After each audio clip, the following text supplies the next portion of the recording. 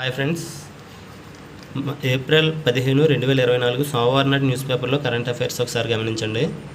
ఇజ్రాయెల్పై విరుచుకుపడ్డ Iran అని చెప్పి ఒక ఆర్టికల్ రాయడం జరిగింది. ఇరాన్ దేశం ఇజ్రాయెల్ మీద డ్రోన్లు క్షిపణులతో దాడి చేయడం జరిగింది. ఎప్పుడంటే ఏప్రిల్ 2024 ఏప్రిల్ 13 శనివారం నాడు నైటు ఈ అటాక్ చేయడం జరిగింది. అసలు ఇజ్రాయెల్ మీద ఇరాన్ ఎందుకు దాడి చేసింది, ఇజ్రాయెల్ హమాస్ యుద్ధం గురించి ఒకసారి ఫస్ట్ నుంచి చెప్తాను, ఒకసారి వినండి.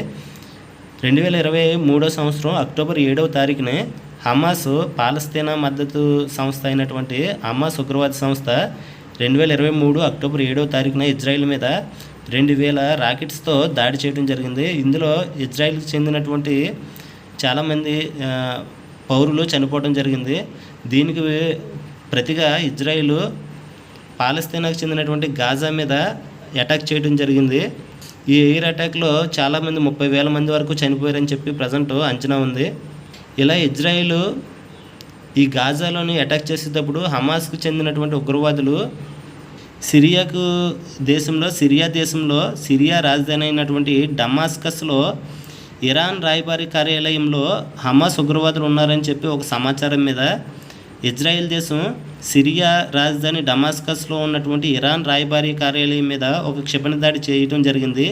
ఈ క్షిపణి దాడిలో ఇరాన్కు చెందినటువంటి రెవల్యూషనరీ గార్డ్స్ దళానికి చెందినటువంటి 7 సైనికాధికారులు చనిపోవడం జరిగింది. దీనికి సంబంధించి ఇరాన్ కోపంతో ఇజ్రాయెల్ మీద ఈ అటాక్ చేయడం జరిగింది. ఈరోజు 2024 ఏప్రిల్ శనివారం నాడు, మొన్న శనివారం నాడు నైటు ఏప్రిల్ 13వ తారీఖున ఈ అటాక్ చేయడం జరిగింది ఇరాన్ ఇజ్రాయెల్ మీద. గుర్తుపెట్టుకోండి. ఈ అటాక్ ఇరాన్ పెట్టినటువంటి పేరు ఏంటి అని అడుగుతాడు. ఇటీవల కాలంలో ఇరాన్ ఇజ్రాయెల్ మీద ఎయిర్ అటాక్ చేయడం జరిగింది. ఆ ఎయిర్ అటాక్ ఇరాన్ పెట్టినటువంటి పేరు ఆపరేషన్ ట్రూ ప్రామిస్. చాలా ఇంపార్టెంట్ ఇది. ఈ ఎయిర్ అటాక్ని అమెరికా, బ్రిటన్, ఫ్రాన్స్ సహాయంతో ఇజ్రాయెల్ సమిష్టిగా ఎదుర్కోవడం జరిగింది.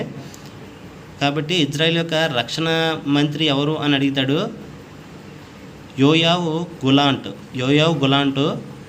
ఇరాన్ దేశం యొక్క ప్రధాని పేరు కూడా అడుగుతాడు. ఇరాన్ దేశం యొక్క ప్రధాని పేరు ఇబ్రహీం రైసీ. ఇటువంటి అటాక్లు ఆపటం వలన చాలా ప్రపంచానికి జరిగేటటువంటి చాలా నష్టం నివారించవచ్చు అని చెప్పి ఐక్యరాజ్య సమితి కూడా సంయమనం పాటించాలని చెప్పి తెలపడం జరిగింది. ఐక్యరాజ్య సమితి యొక్క సెక్రటరీ జనరల్ పేరేంటి అని అడుగుతాడు. ఐక్యరాజ్య సమితి యొక్క ప్రస్తుతం ఉన్నటువంటి సెక్రటరీ జనరల్ పేరు ఆంటోనియో గుటెరెస్. ఇలా ఇరాన్ ఇజ్రాయెల్ మీద అటాక్ చేస్తానని ప్రకటించిన తర్వాత G7 దేశాలు కూడా ఇజ్రాయెల్కు మద్దతు ఇవ్వడం జరిగింది. కాబట్టి G7 దేశాలు ఏమేమి దేశాలు అని అడగచ్చు. G7లో ఉన్నటువంటి దేశాలు Canada, France, Germany, Italy, France, UK, United Kingdom, United States of America, USA. మొత్తం ఈ 7 దేశాలు G7 కూటమిలో సభ్య దేశాలు. 2024లో G7 సమ్మిట్ ఏ దేశంలో నిర్వహిస్తున్నారు అని అడుగుతాడు. ఇటలీ దేశంలోని జూన్లోని ఇటలీ దేశంలో 2024 G7 సమ్మిట్ నిర్వహించబోతున్నారు. అదేవిధంగా 2023 G7 సమ్మిట్ 2023 సంవత్సరంలో ఏ దేశంలో నిర్వహించారు అని అడిగితే జపాన్ దేశంలోని హిరోషిమాలో నిర్వహించడం జరిగింది. ఇంపార్టెంట్. ఇరాన్ చేసినటువంటి ఈ డ్రోన్ అటాక్లో ఇజ్రాయెల్కి చెందినటువంటి కొన్ని గగనతల రక్షణ వ్యవస్థల పేర్లు ఇవ్వడం జరిగింది. గుర్తుపెట్టుకుండా అవి దేనికి సంబంధించినవి అని అడుగుతాడు. ది యారో ఇది అమెరికా రూపొందించినటువంటి గగనతల వ్యవస్థ. గుర్తుపెట్టుకోండి, అమెరికా రూపొందించినటువంటి గగనతల రక్షణ వ్యవస్థ. డేవిడ్ స్లింగ్ ఇది అమెరికా తయారు చేసిందే. మధ్యశ్రేణి క్షిపణులను గగనతలంలో మధ్యశ్రేణి క్షిపణులను అడ్డుకోవడానికి రూపొందించినటువంటి వ్యవస్థ ఇది డేవిడ్ స్లింగ్. పేట్రియాట్ కూడా క్షిపణి రక్షణ వ్యవస్థ. ఏ వ్యవస్థ అని అడుగుతాడు. క్షిపణి రక్షణ వ్యవస్థ. డేవిడ్ స్లింగ్ మధ్యశ్రేణి క్షిపణి రక్షణ వ్యవస్థ. ది యారో గగనతల రక్షణ వ్యవస్థ. ఐరన్ డోమ్ ఇది అమెరికా సహాయంతో ఇజ్రాయెల్ తయారు చేసినటువంటి గగనతల రక్షణ వ్యవస్థ. ఐరన్ బీమ్ ఇది ఇజ్రాయెల్ కొత్తగా అభివృద్ధి చేసింది. లేజర్ సాంకేతికతతో ఇది పనిచేస్తుంది. ఐరన్ డోమ్ ఇది కూడా గగనతల రక్షణ వ్యవస్థ. జీవన వేతనంతో నవజీవనం అని చెప్పి ప్రస్తుత కాలంలో కార్మికుల యొక్క కనీస వేతనం గురించి ఈ ఆర్టికల్ రాయడం జరిగింది.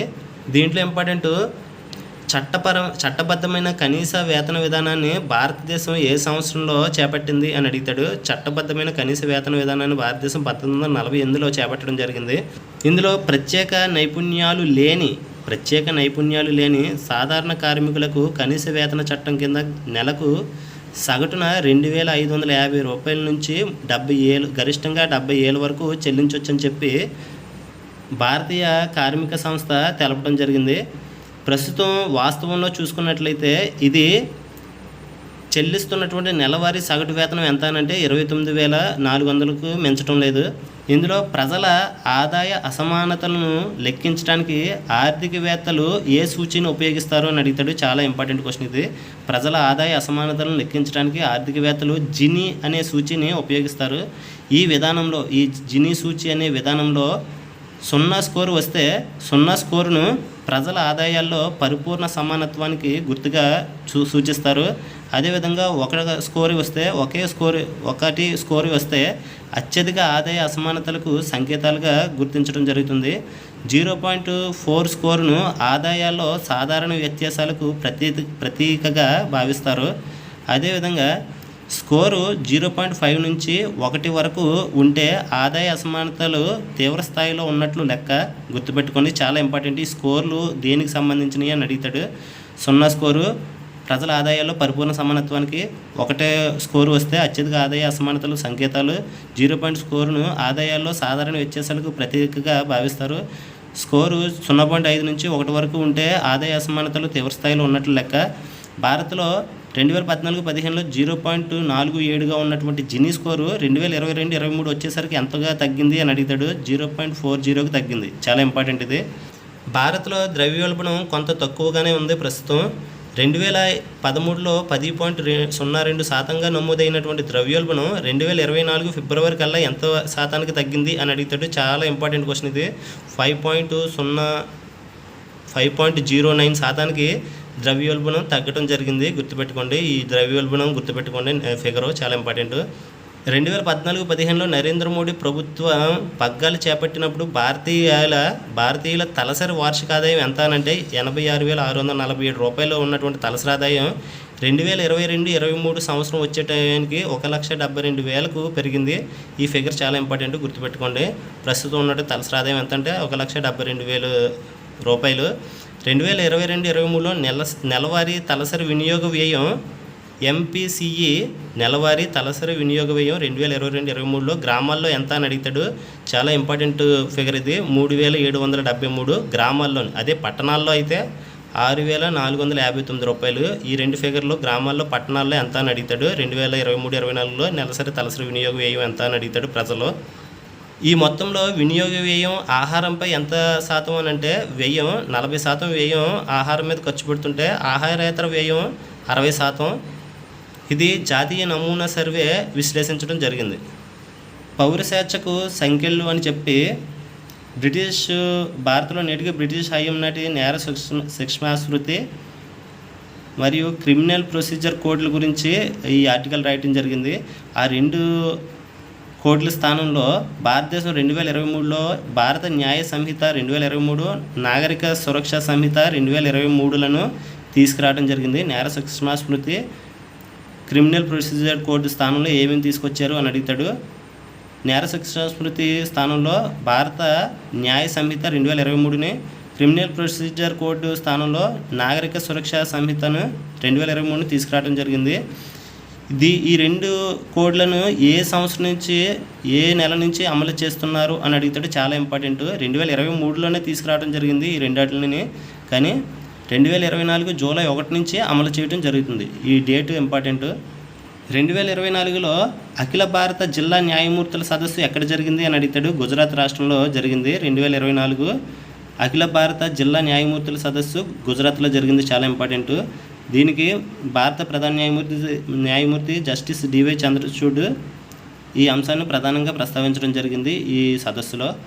దీనిలో భాగంగా మరణశిక్ష లేదా యావజ్జీవ కారాగార శిక్ష పడే అవకాశం ఉన్నటువంటి కేసుల్లో 90 రోజులు, ఇతర కేసుల్లో 60 రోజులు దాటిన తర్వాత పోలీసులు ఒక కేసును విచారణ పూర్తి చేసి ఛార్జ్ షీటు దాఖలు చేయకపోతే, గుర్తుపెట్టుకోండి, మరణశిక్ష, యావజ్జీవ కారాగార శిక్ష పడే అవకాశం ఉన్నటువంటి కేసులో 90 రోజుల్లో లేదా ఇతర కేసుల్లో 60 రోజుల్లో దాటిన తర్వాత పోలీసులు ఆ కేసుకి సంబంధించినటువంటి విచారణ పూర్తి చేసి ఛార్జ్షీట్ దాఖలు చేయకపోతే నిర్బంధంలో ఉన్నటువంటి నిందితులకు డిఫాల్ట్ బెయిల్ ఇవ్వాలని చెప్పి సుప్రీంకోర్టు తెలపడం జరిగింది. ఏ కేసులో అనంటే Ritu Chhabria versus union of India కేసులో చట్టబద్ధమైన హక్కు, ప్రాథమిక హక్కుగా దీనిని సుప్రీంకోర్టు ఈ డిఫాల్ట్ బెయిల్ ఇవ్వాలని చెప్పి స్పష్టీకరించడం జరిగింది.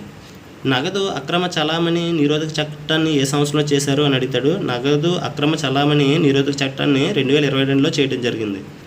ఇంకో ముఖ్యమైన పాయింట్, ఒక వ్యక్తిని అనవసరంగా అరెస్ట్ చేసి బాధపెట్టి అవహేళనకు గురి చేయకుండా ఉండడానికి ముందస్తు బెయిల్ అవసరమని లా కమిషన్ ఏ సంవత్సరంలో సిఫార్సు చేసిందంటే 1969లో సిఫార్సు చేయడం జరిగింది. పార్లమెంట్ దీనిపై సమీక్షించి సిఆర్పిసి 1973లో 438వ నిబంధన కింద ముందస్తు బెయిల్ను ప్రవేశపెట్టడం జరిగింది. ఏ నిబంధన కింద, ఏ ఆర్టికల్ కింద ఈ ముందస్తు బెయిల్ను ప్రవేశపెట్టింది సిఆర్పిసి కోడ్ అని అడుగుతాడు పార్లమెంటు. చాలా ఇంపార్టెంట్ 438. కానీ కొత్త చట్టం తీసుకొచ్చారు కదా, కొత్త చట్టంలో ఈ ఆర్టికల్ని ఎన్నో ఆర్టికల్ కింద మార్చడం అంటే సెక్షన్ 482 కింద మార్చడం జరిగింది. సిఆర్పిసి 1973 సెక్షన్ 438 సబ్సెక్షన్ 1 ప్రకారము కోర్టు ముందస్తు బెయిల్ అభ్యర్థనను తోసిపుచ్చితే పోలీస్ అధికారి ఎటువంటి అనుమతి లేకుండా నిందితుడిని అరెస్ట్ చేయవచ్చు అని చెప్పి తెలుపుతుంది. కానీ కొత్తగా తీసుకొచ్చినటువంటి భారతీయ నాగరిక సురక్షా సంహితలో 2023లో దీనికి ఎటువంటి అధికారాన్ని ఇవ్వలేదు. ఇటువంటి అధికారాన్ని పోలీసులకి ఇవ్వలేదు, గుర్తుపెట్టుకోండి. సిఆర్పిసి కోడ్ పోలీసులకి 438 సబ్సెక్షన్ 1 ప్రకారము బెయిల్ కోర్టు రద్దు చేస్తే కనుక పోలీస్ అధికారి ఎటువంటి అనుమతి లేకుండా నిందితుడిని అరెస్ట్ చేసేయచ్చు. కానీ కొత్తగా వచ్చినటువంటి నాగరిక సురక్షా సంహిత 2023 మాత్రం ఇటువంటి అధికారాన్ని పోలీసులకు ఇవ్వలేదు. ప్రజెంట్ భారతదేశంలో 18వ లోక్సభకు ఎన్నికలు జరుగుతున్నాయి. 7 విడతల్లో ఎన్నికలు జరుగుతున్నాయి 543 లోక్సభ స్థానాలకి. కాబట్టి ప్రతి రాష్ట్రానికి ఉన్నటువంటి లోక్సభ స్థానాలు తెలుసుకోవాలి. ఏదో ఒక రాష్ట్రం ఇచ్చి లోక్సభ స్థానాలు ఎన్ని అని అడుగుతాడు, గుర్తుపెట్టుకున్న. హర్యానా యొక్క లోక్సభ స్థానాలు 10, మహారాష్ట్ర యొక్క లోక్సభ స్థానాలు 48, ఢిల్లీ యొక్క లోక్సభ స్థానాలు ఎన్ని అని అంటే 7, ఉత్తరప్రదేశ్ యొక్క లోక్సభ స్థానాలు 80, మధ్యప్రదేశ్ యొక్క లోక్సభ స్థానాలు 29, కర్ణాటక యొక్క లోక్సభ స్థానాలు 28, పశ్చిమ బెంగాల్ యొక్క లోక్సభ స్థానాలు 42, తమిళనాడు యొక్క లోక్సభ స్థానాలు 39, జార్ఖండ్ యొక్క లోక్సభ స్థానాలు 14. ఛాంపియన్ క్రీడల విషయానికి వస్తే మళ్ళీ గుకేష్ అగ్రస్థానానికి అని చెప్పి ఒక ఆర్టికల్ రాశాడు. టొరంటోలో ప్రజెంట్ క్యాండిడేట్స్ చెస్ టోర్నీ జరుగుతుంది. ఇందులో భారత గ్రాండ్ మాస్టర్ అయినటువంటి గుకేష్ మళ్ళీ మొదటి స్థానానికి చేరుకోవడం జరిగింది. కాబట్టి గుకేష్ ఏ క్రీడకు సంబంధించినటువంటి ఆటగాడు అని అడుగుతాడు, చెస్ క్రీడకు సంబంధించిన ఆటగాడు. విదిత్ కూడా చెస్ క్రీడకు సంబంధించినటువంటి క్రీడాకారుడే. నెపోమ్ని యాషి ఏ క్రీడకు సంబంధించినటువంటి క్రీడాకారుడు అంటే రష్యా దేశానికి చెందినటువంటి చెస్ క్రీడాకారుడు. క్రికెట్లో ప్రజెంట్ ఐపీఎల్ 17 సీజన్ జరుగుతుంది, 17వ సీజను. 17వ సీజన్లో ఎన్ని టీమ్స్ ఆడుతున్నాయంటే 10 టీమ్స్ ఆడుతున్నాయి. ఐపీఎల్లో 16వ సీజన్ విజేత CSK Chennai Super Kings. 2024 Women's Premier League కూడా జరిగింది. ఉమెన్స్ ప్రీమియర్ లీగ్ 2024 విజేత ఎవరంటే ఆర్సీబీ. 2023 ఉమెన్స్ ప్రీమియర్ లీగు విజేత ఎవరనంటే ముంబై ఇండియన్స్. 2023లోనే మొదటి సీజన్ జరిగింది, 2024 రెండవ సీజన్.